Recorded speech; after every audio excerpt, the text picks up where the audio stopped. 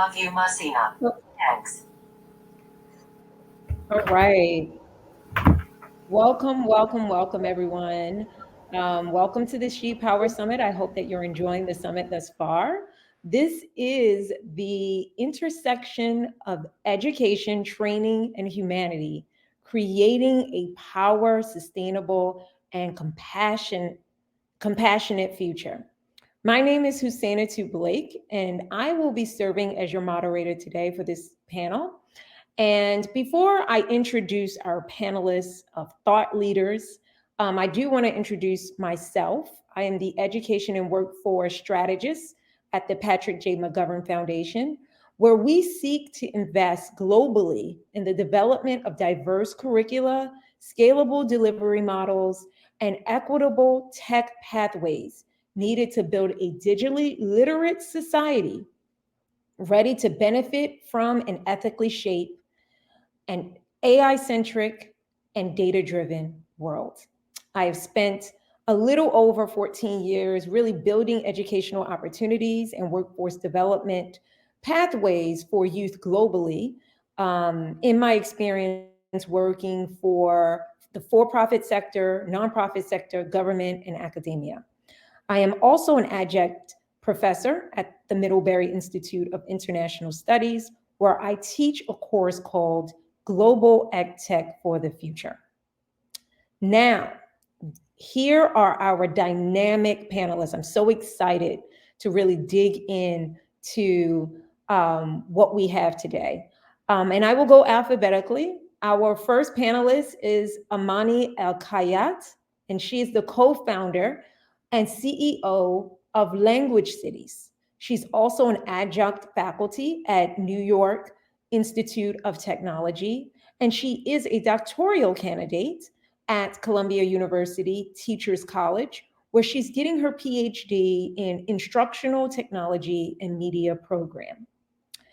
Next, we have Laura Brown, who leads the training and education for Oracle's local government global business unit. She also serves as co-chair for the Extended Reality Safety Initiative's Child Safety Research Work. She brings over 15 years of experience studying the safety in virtual worlds and developing law enforcement training and educational programs. She has been featured by Fast Company, Engineering and Technology Magazine, The Washington Post, ABC's Good Morning America, and CNN. Next, we have Paige Dunzinga, and she is the founder of Better World Museum. And she is a metaverse VR game developer in the Horizon Worlds mini game accelerator. She's also the co-founder and CTO of Dynamite Labs, explosive solutions in the metaverse.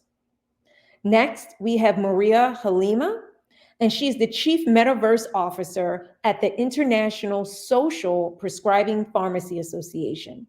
She has published articles on diabetes and medicinal plants, and her passion lies in making an impact in pharmaceutical education. Next, we have Dr. Musina Latifa Morris, and she is the inaugural Metaversity Director at Morehouse College. She has been dedicated to really focusing on authentic transformation of the educational system for future leaders using immersive technologies in the metaverse. She is also the founder of Metaverse United LLC, where she helps people find where they belong in the metaverse. And our sixth panelist is Ekaterina Simjunk, and she's a co-leader of the Educators in VR Language Team project, where she works on implementing XR technologies and video games into learning programs. I do want to say this is a panel of dynamic women, so welcome, welcome, welcome. I thank you all for being here and providing your insights. So, to get started, I do want to paint a picture of what we're really talking about.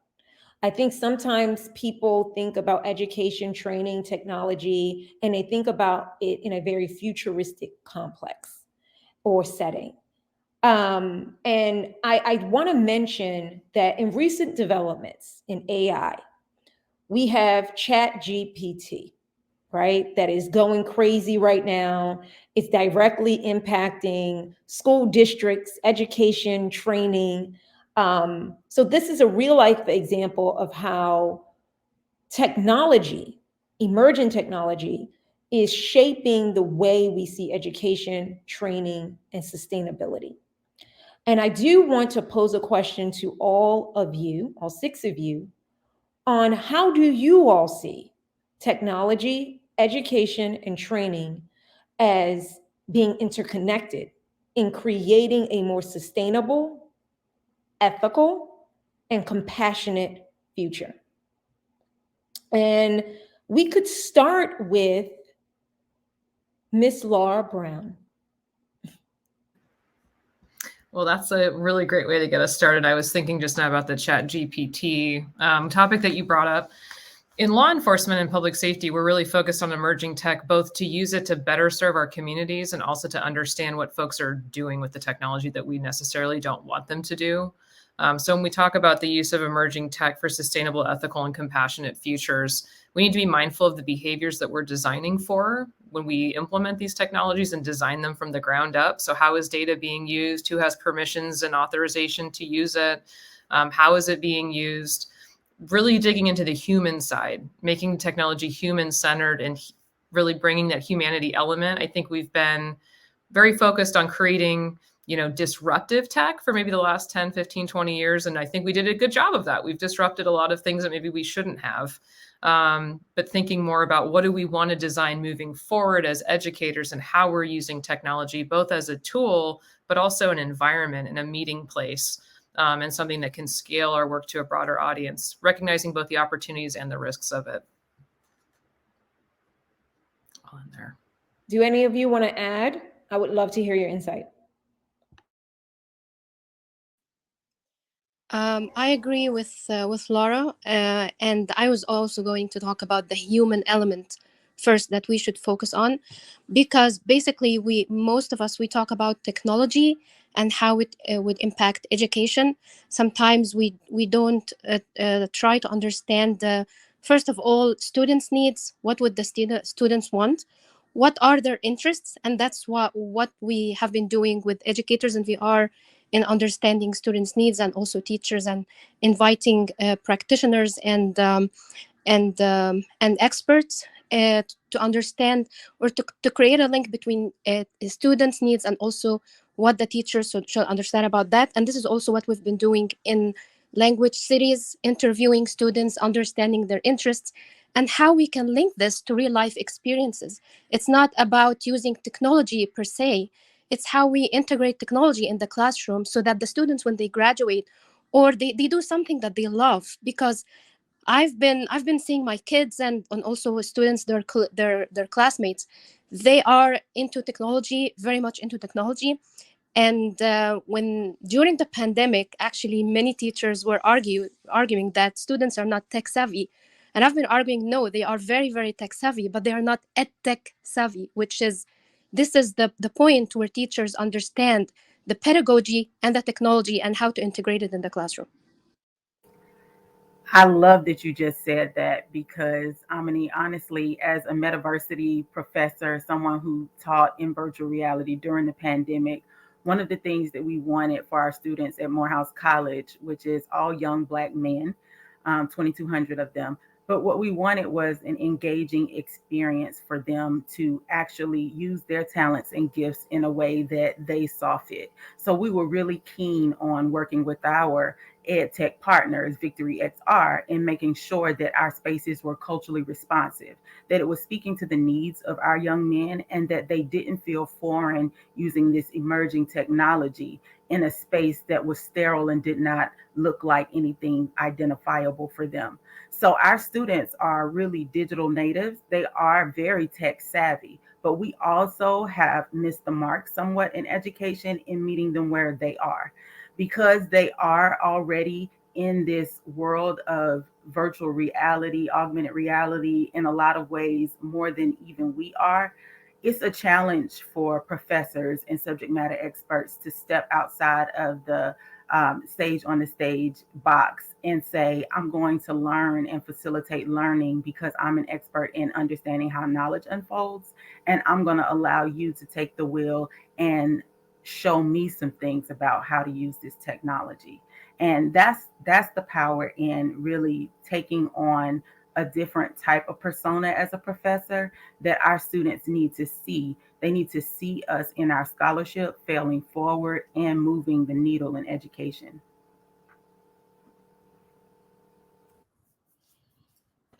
Paige, would you like to add anything? Thank you.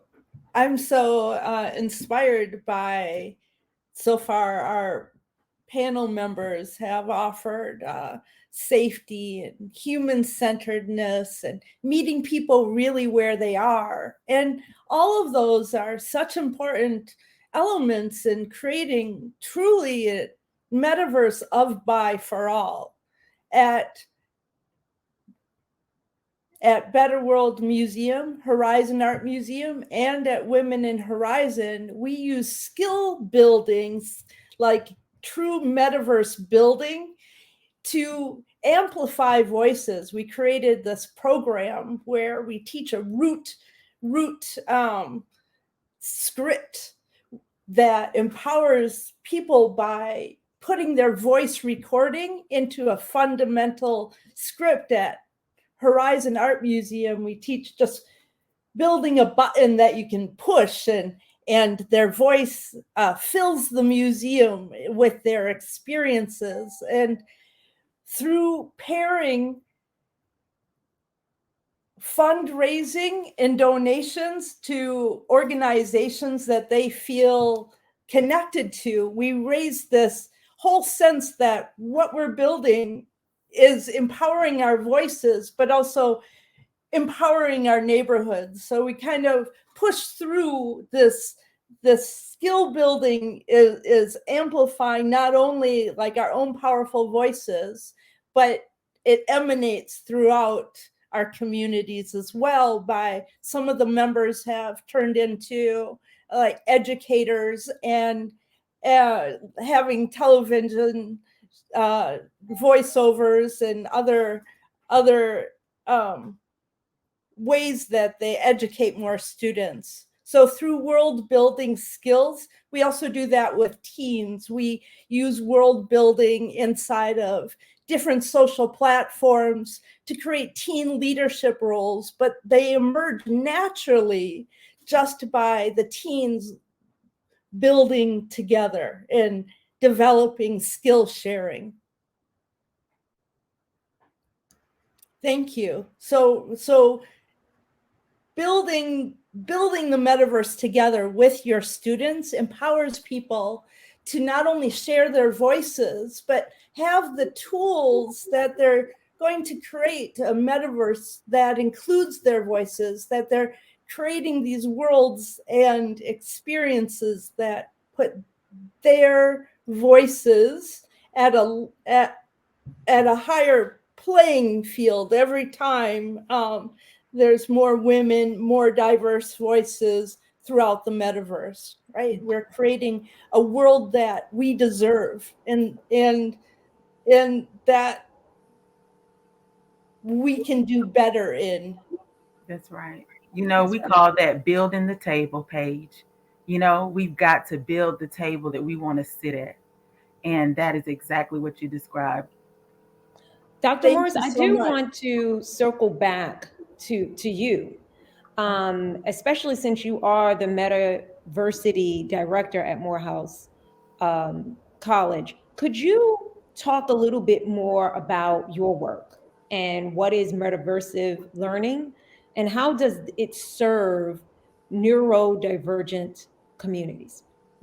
Sure. So I am not just a professor, but I'm a biomolecular chemist by training. I started teaching in immersive virtual reality using the MetaQuest 2 in the spring of 2021, training my chemists. So advanced inorganic chemistry, so upper level, senior level chemistry was taught totally in virtual reality in our chemistry lab. But we also brought in 2 other courses in biology, men's health, and in world history. And so one of the things that I like to talk about in terms of what we do in our headsets, our very nice swagged out Morehouse College virtual reality headsets, is that we don't gamify their education. What we are actually doing is teaching the true student learning outcomes that they need to be proficient in their disciplines. So I don't just go grabbing subjects that I think, oh, this might be fun and something for us to do. If it can't meet the student learning outcomes of the discipline, we do not do it. We will go back and start over. So I do have a lot of interest from professors now who want to be a part, but until we can tie back all of the student learning outcomes to the experience that is necessary and see the levels of achievement that are needed, then we don't just do it. So we have implemented our virtual reality courses in 15 classes across disciplines. So multimedia and storytelling, world history, English, business. We've had students pitch to VCs. We have experiences now. So our Metaversity comprises of not just academic courses, but experiences like mindfulness practices. We do Meditation Mondays in the metaverse. We also do our Candle in the Dark Gala we're preparing for in for Founders Day in the metaverse. And that allows us to include more than just our Morehouse students, but our community as well. Now, in terms of the neurodivergent learners, so I'm a mom to 5 boys, and I have 2 sons that have been diagnosed with autism spectrum disorder. My son Seth, who is 15 now, oh my God, he just turned 15. He's 15 now, but he and I wrote a book called Seth Can Do All Things, and it's on Amazon. So I plug that because I want people to understand that as a neurodivergent person myself, as a mother to neurodivergent children, that we have to see them, and we have to see them in these spaces, and it has to be a safe space. So I moved from chemistry to education to do my Metaversity work, but moving also allowed me to train pre-service teachers on how to integrate virtual reality and differentiate instruction using these tools in XR.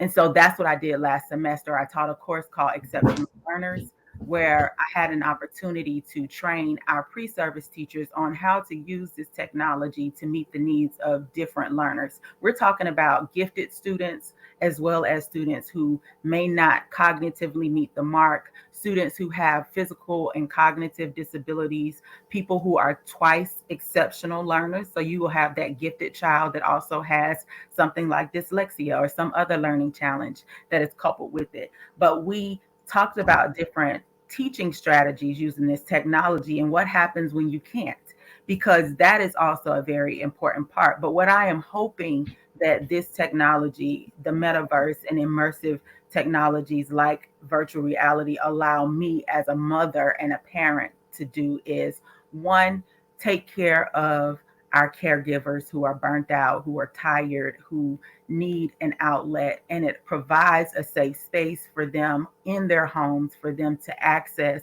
content that is meditative, that shuts out the outside world, that allows them to recenter themselves.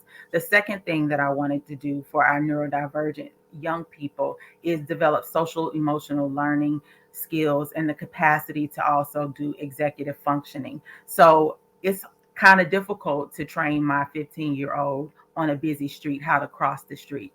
But in virtual reality, I could safely do that without worrying about him actually being harmed. Even in social settings, training him on how to be in social settings when it becomes too overwhelming and when the sensory input starts to cause him to stim a lot or to check out. How can I train him to build skills and just build up that tolerance muscle? And so those are the things that I'm hoping that this technology continues to do. And I'm really keen on looking for partnerships and collaborations with people who are also looking to do the same, because I want something that restored joy in education for me to give life to everyone else in a way that I think it should. But before we do all of that, we still must address connectivity. Connectivity is accessibility. The internet connection for some is so different. And so I have partnered with various telecommunications companies to really work on that, even within our historically Black colleges and universities where we have broadband deserts, where our students now come to college with 5 and 6 devices and can't connect.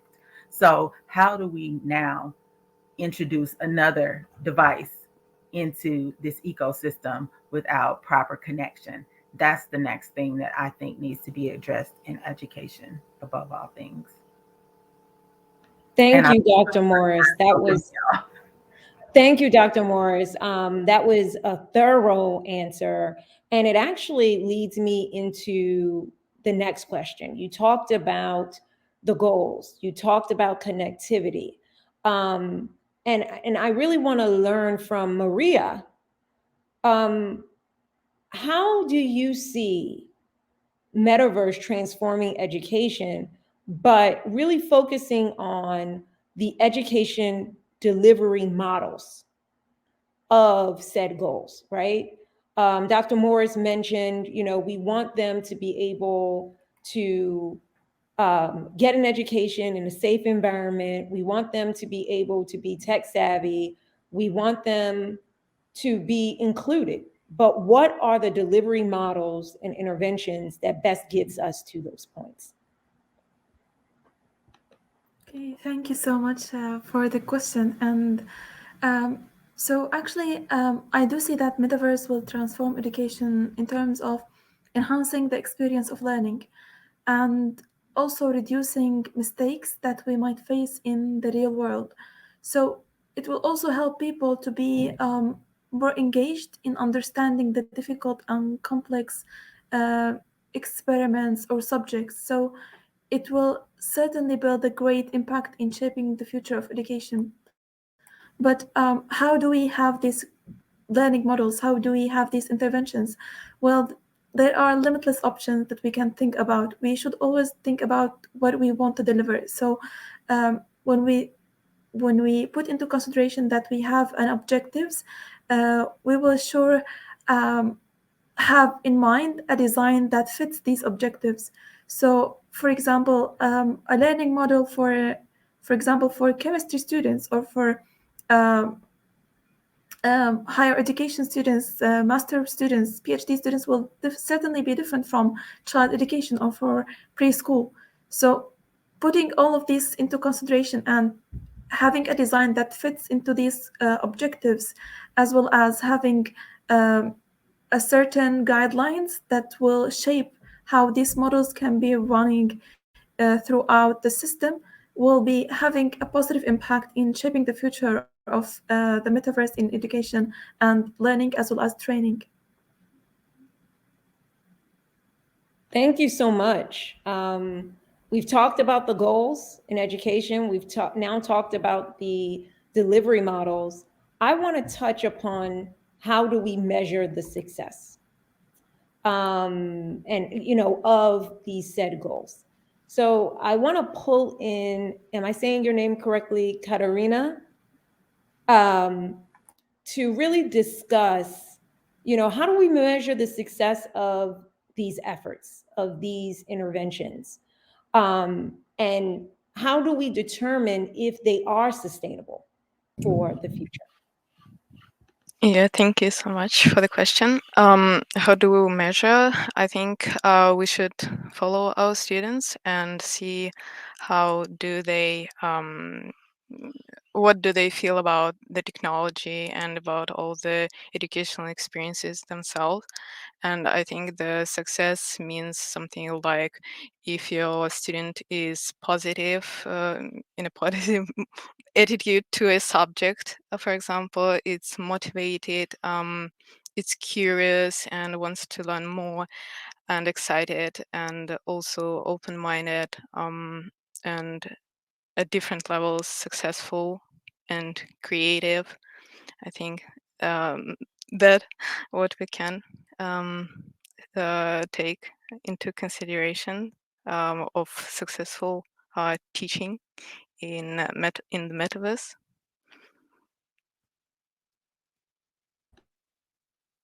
Yeah. Okay. Does anyone want to add to that? Sure. So I've had the opportunity to actually do some assessment and some data collection on our students, and we did see achievement increase across the board for our students in their subjects. So by introducing virtual reality as the classroom, so when I say as the classroom, I mean not as a tool, not as an accessory, but it's to bring your headset to class. You're locked in, bring your avatar to class, that kind of presence where we're in the headset for the full hour. That kind of learning changed the game for our students. We saw attendance increase by 10 percentage points. That means students were coming to class more. We saw an 11.9% increase of student grades overall, which means that students also, because they were present, were able to grasp more information, and student engagement was higher. So we saw their essay grades and the way that they wrote thoughtfully about subject matter increase by that same fold. And what it told us is that brick and mortar and 2D remote learning, it works, but on average. When we added this spatial learning environment, this metaversive learning environment, what I call opportunistic reality just soared for our students. The opportunity to actually exist in a space that now they actually understood, where they could engage both kinesthetically, auditorily, visually, all of these senses, and without distractions, allowed them to be more focused, more targeted on understanding how to meet the mark. And then think about with chemistry, they cannot view the molecular world. We can't view the molecular world. Imagine if you could, if you could see the unseen. And that's what virtual reality allowed for our students. That's what the metaverse allowed for them to be able to do. And I had students who were like, oh my gosh, if I had this as a freshman, how much of a better scientist or chemist would I be?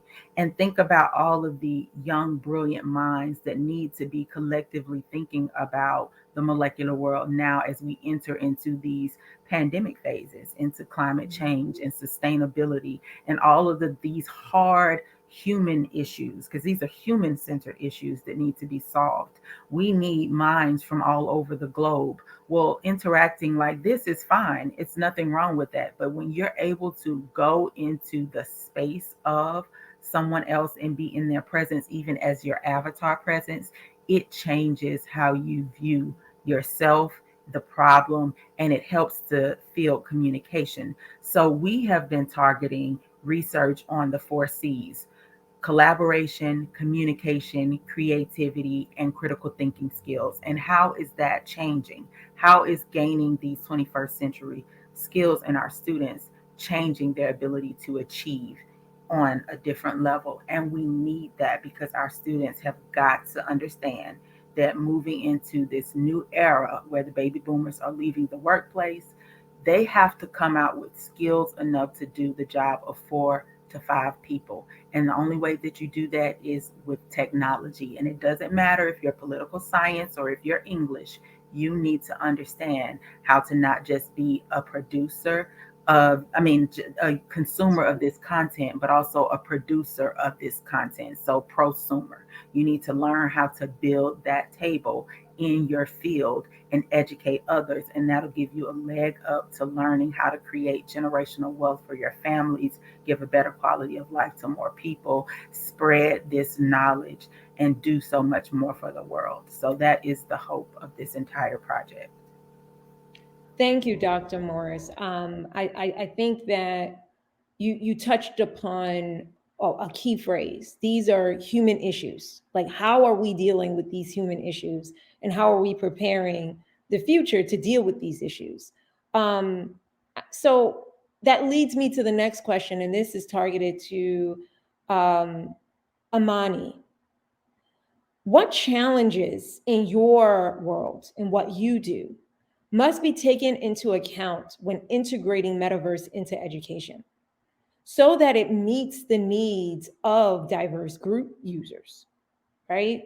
so that it includes people of different backgrounds, with disabilities, with language barriers? What challenges what must we take into account? Yeah. There are lots of challenges. So we also talk about metaverse and how we are enthusiastic. I'm sorry, you're breaking up just a bit. Oh, can you hear me now? And we lost her. While she's working to rejoin us, does anyone want to tackle that question? Because it is a complex question and it's different depending on who you are, where you are, and what community you live in. And this is just challenges that we have to take into account, that we have to consider when we're trying to integrate some of these solutions, these interventions into education. Mm-hmm. I know that Dr. Morris talked about accessibility to Wi-Fi. That's always a huge one. What are some of the others? I can throw some stuff in. Sure.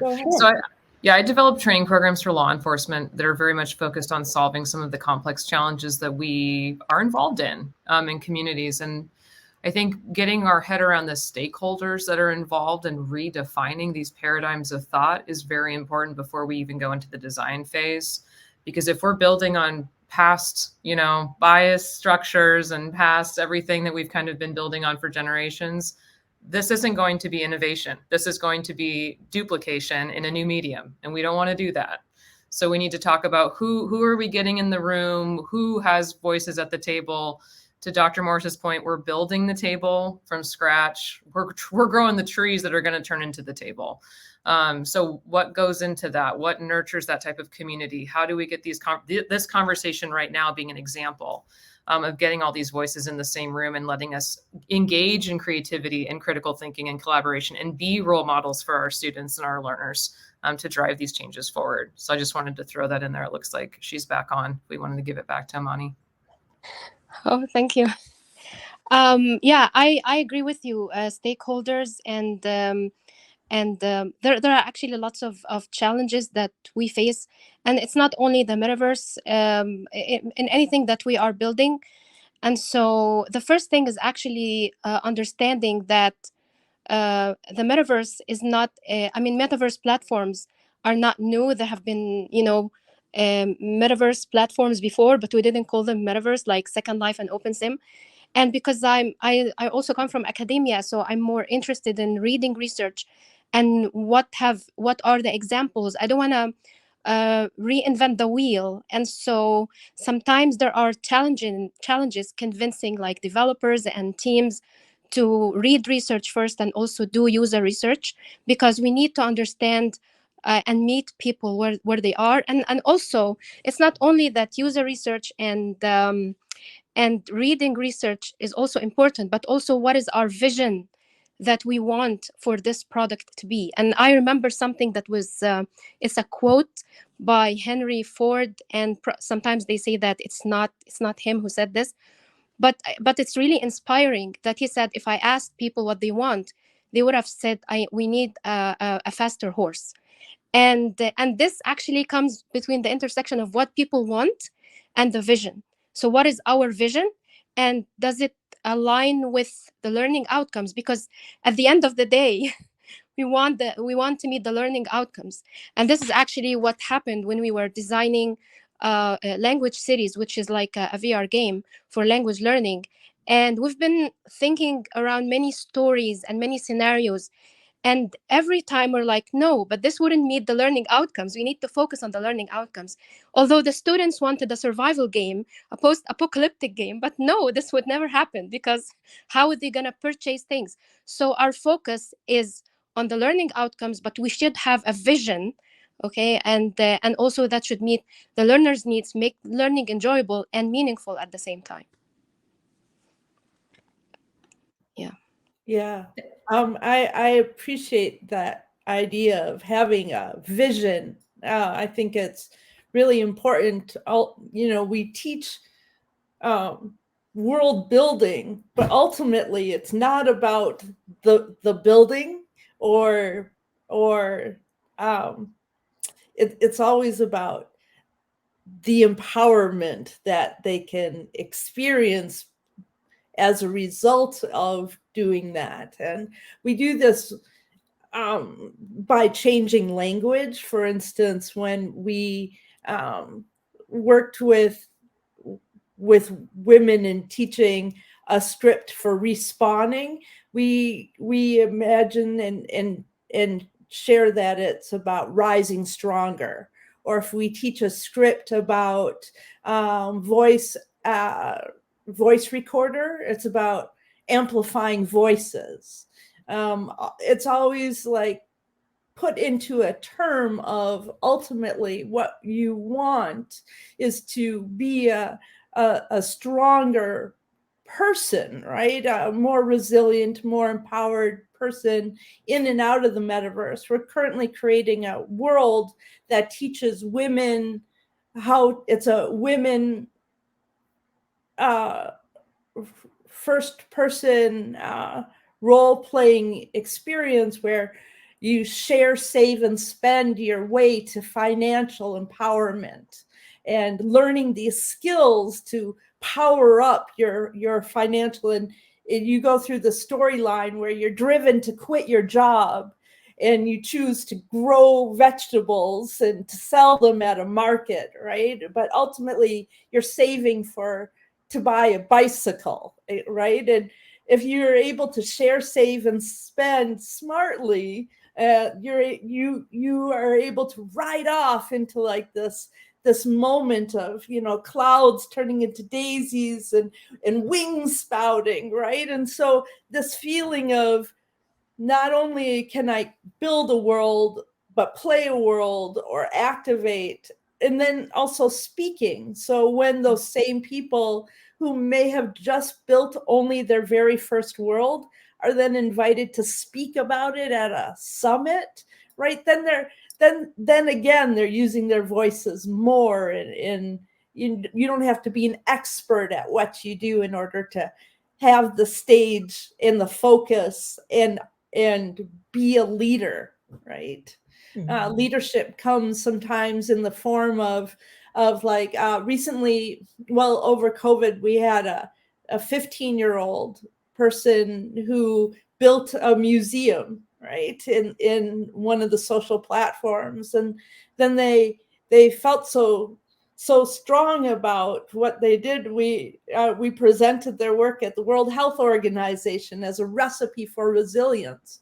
And now that 15-year-old, COVID's been in a couple of years, so now they're enrolled in university in 3D world building, right? So you can feel when they started, they felt like their family didn't care about them, or their mom didn't feel connected. But after like these achievements, they feel on top of the world and have this eye connection. And now his parents are always like, oh, what are you making? What are you doing? There's like this thing that they share.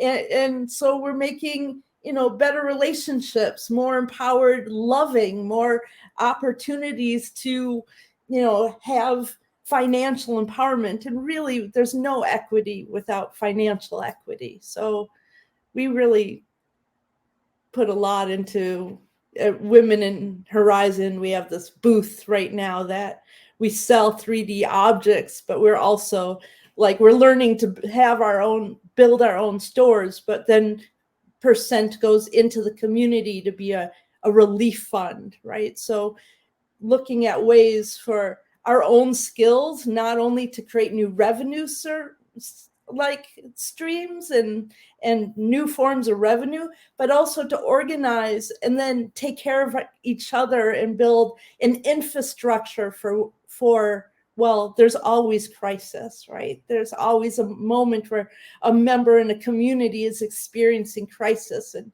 to be able to leverage like the tools of what we've learned together, what we're building, to sustain our community members in times where we need extra support is like something that's important in the teaching. It's not just we're teaching you to build something. We're teaching you to build, like this. an Right. emotional connection. Thanks so much, Paige. And I think that you really segued into, an aspect of education that we know that is important, and that we are now just starting to incorporate into education, which is like the social emotional feeling behind education, right? The importance of that. And keeping in your same vein, I want to ask Laura about when we're talking about metaverse opportunities in technology, education, and training, how can we best utilize some of these solutions to address environmental challenges? The reason why I'm asking this is because the segment of the population that are school age students who are young adults learning are really, really concerned about the environment and how that impacts their future, right? So how are we educating them, and how are we using these tools to educate them to face some of the challenges that they are concerned about? Yeah, I'll just reference the media that they're already using. So the way that the social media is currently designed to kind of fan flames of anger and feelings of kind of hopelessness and inaction. Like, social media is not forming tribes that go out and solve problems. Some of them are, a lot of them aren't. So I think really finding what kids need to be empowered to make an impact on a kid level, and to develop those 4C skills that Dr. Morris mentioned earlier is really critical. I think we've been talking about this a little bit, empowering the student to kind of grow into the person that they're meant to become versus defining what they will become and kind of, tracking them almost into this learning curriculum to be like, you will kind of carry out my stead. Too much power as the educator. So I think that's the first thing we need to think about is, how are we growing these people into human beings that are contributing to their communities? What are the skills that they need? What are the tools that they need to do that?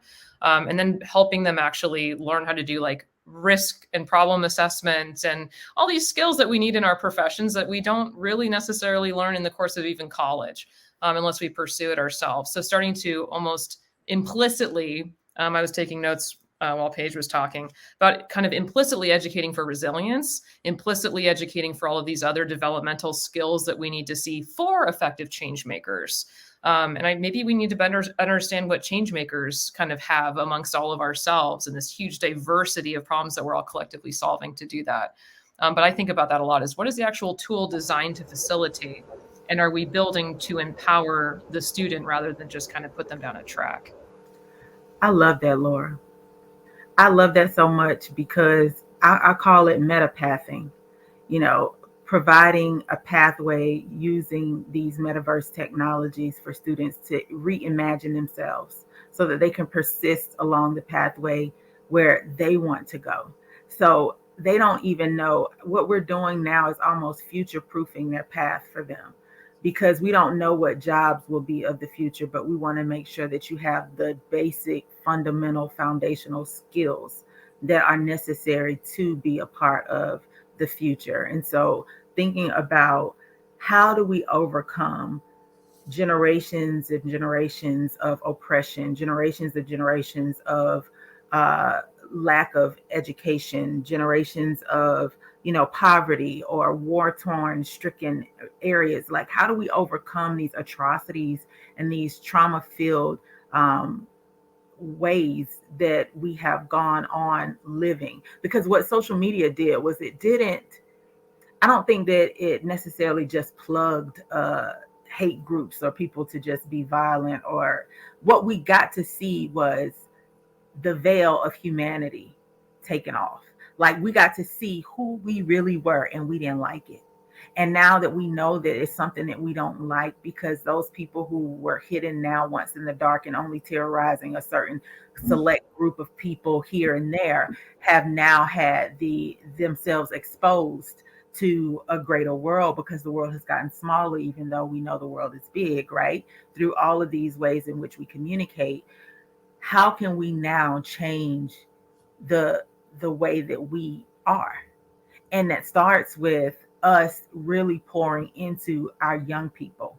I think about in education, there's stories like the story of LeBron James starting the promise schools, and you see the young kids who live in abject poverty, but you also see the amount of trauma that they've had to deal with in their 7-year-old selves and how they're just not able to process all of what has happened to them. Now, you put them in the same realm of a person that has a 2-parent home, that lives in upper middle class America, that has all of their needs met, and you try to say, you know, they're getting equitable educational or access, and it's not the same, because this child can't take this home. They take this home and this gets pawned or sold or stolen, or they get robbed, or and it's an educational tool. So then how do we start to go into communities and educate communities and really start having hard conversations with the people who are there, and stop putting ourselves in siloed communities? Because we're talking to each other. We already are believers.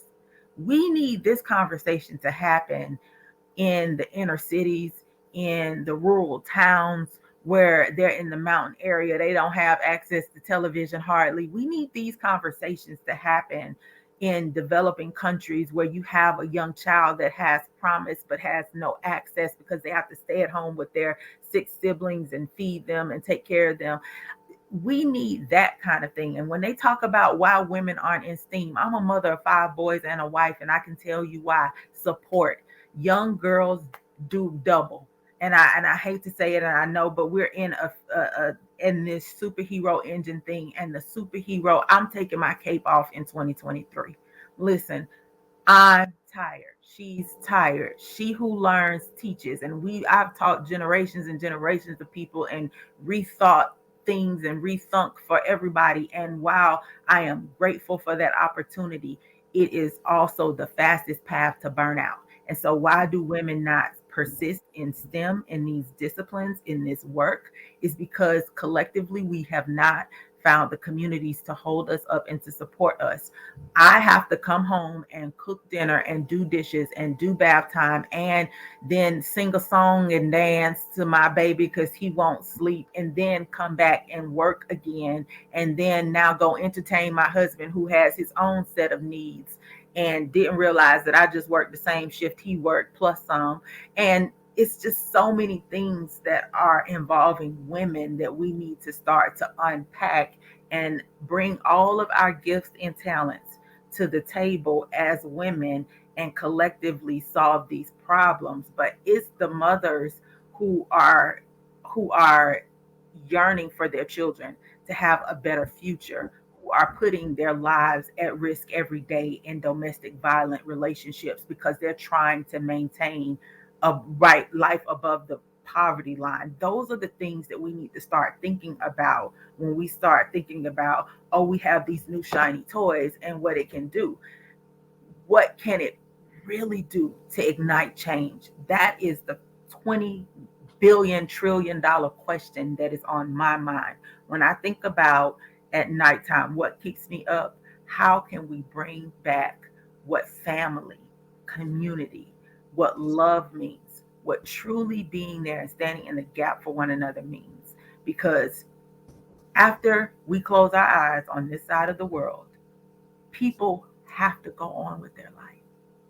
So we have to care enough about the next generation to know that they're going to always need our wisdom, and we have to impart it. And there is no better way to do this. And that's why my platform is helping people find where they belong from the womb to the tomb. We will educate you.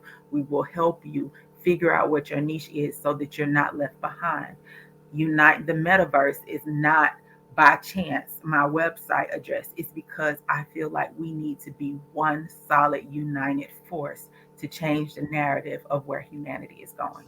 So that is where Thank you so much. Thank you so much, Dr. Morris. And I think that you captured some of the frustration that we as women have, right? Some of the challenges, the worries that we have when we're navigating not just technology, not just the metaverse, not just education, but just everyday life. I know that we are running low on time, but I do want to close our panel out with a question to all of you. We are on a panel full of women. We are at a summit that is really focused on the perspective of women in tech and the metaverse and creating change in it. I do want to hear from all of you. What advice would you give to others? What suggestions, what recommendations, or what do you want to highlight that you don't think people are really paying attention to when it comes to creating a world and educating youth and older adults, everyone, about opportunities for women that really leads to a more sustainable and compassionate future? And I want to throw that out to Maria first.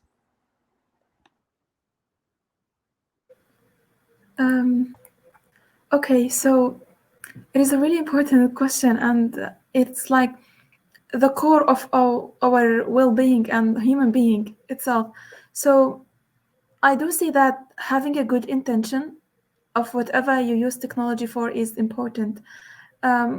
We should always consider, like my advice is to all people to consider that whatever you use technology, whatever you use metaverse for education to specific group or to specific group of audience, to always consider the benefits that you will be giving to the table of these people. Consider safety, equity, and ethical standards. All of these things should be put into consideration and should be always run from the planning part into the implementation. And of course, with the culture of the environment that the metaverse exists.